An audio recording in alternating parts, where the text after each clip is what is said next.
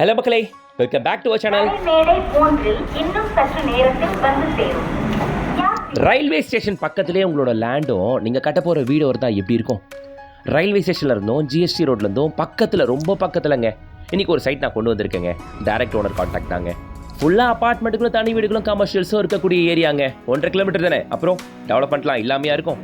Sir, எனக்கு budget இருக்குது, ஆனால் என் மெயின் ரெக்யர்மெண்ட் மெயின் ரோட்ல இருந்தும் ரயில்வே ஸ்டேஷன்ல இருந்தும் நடந்து போகக்கூடிய தூரத்தில் வேணும்னு பார்த்துக்கிட்டு இருக்கீங்கன்னா அப்போ நோட் பண்ணி வச்சுக்கோங்க. நீங்கள் தேடிட்டு இருந்த சைட் இதுதான்.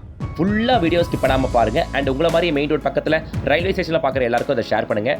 இது போல பல ப்ராப்பர்ட்டிஸ் வர காத்துக்கிட்டு சேனலை சப்ஸ்கிரைப் பண்ணிட்டு பெல் ஐகானை டேப் பண்ணுங்கள். டெய்லி அப்டேட்ஸ்க்கு நம்ம இன்ஸ்டாகிராம் பேஜை ஃபாலோ பண்ணி வச்சுக்கோங்க. நம்ம தாம்பரத்தை அடுத்த வண்டலூரில் தாங்க இன்றைக்கி நம்ம பார்க்க வந்திருக்க சைட் இருக்குது. Vandalur railway station, Vandalur GST road எல்லாமே நம்ம சைட்லேருந்து வெறும் 1.5 கிலோமீட்டர் மட்டும்தான். இப்போ நாம் வண்டலூரில் ஆன் ஜிஎஸ்டி ரோட்டு மேலே ரயில்வே ஸ்டேஷன் பக்கத்தில் நிற்கிறோம்.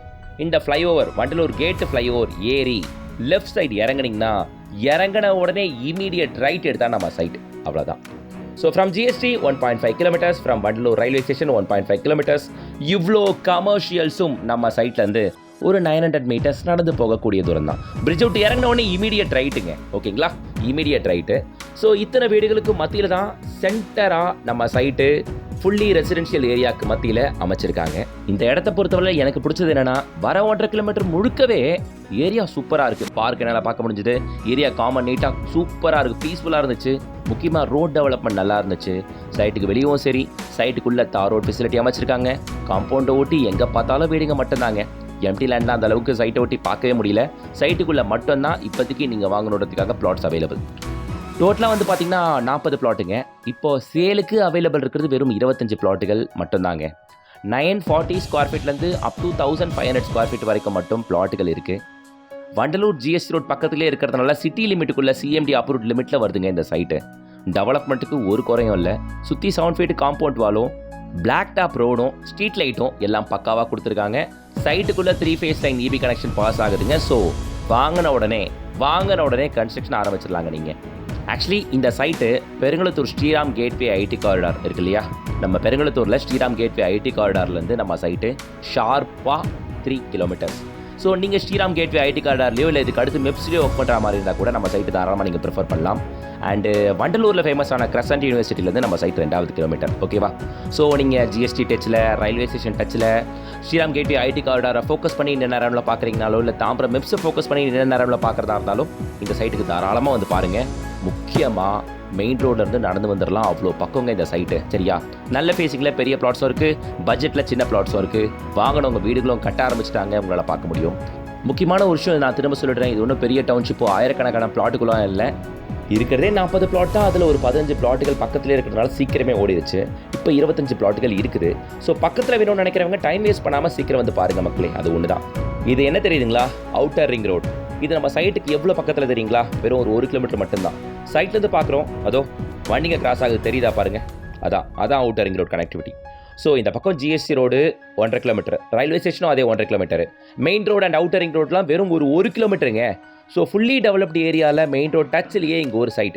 நான் உண்மையிலேயே சொல்கிறேன், if you are a serious buyer, main road பக்கத்துலேயே ரொம்ப நாளாக லேண்டோ வீடோ தேடிக்கிட்டு இருக்கேன், கிடைக்கவே இல்லை அப்படின்ட்டு பார்த்துக்கிட்டு இருக்கீங்கன்னா இதுதான் நீங்கள் தேடிக்கிட்டு இருந்த சைட்டுங்க. நான் திரும்ப சொல்லிக்கிறேன், வந்து பாருங்கள். சில இடத்துல ரீசேல் பிளாட்ஸ் வரும், 3/4 கிரவுண்டு 1 கிரவுண்டுன்ட்டு அவ்வளோ பெரிய பிளாட் வாங்க என்ன பண்ண போகிறோம்? பட்ஜெட்டை பார்த்தீங்கன்னா எங்கேயோ வேற போயிடும் அது. பட் இது மாதிரி புது லேஅவுட், ஃப்ரெஷ் லேஅவுட் எடுக்கும்போது அட்வான்டேஜ் என்னன்னா, தேவைப்பட்ட சைஸில் பட்ஜெட்டில் பிளாட்டுகள் அமையும்.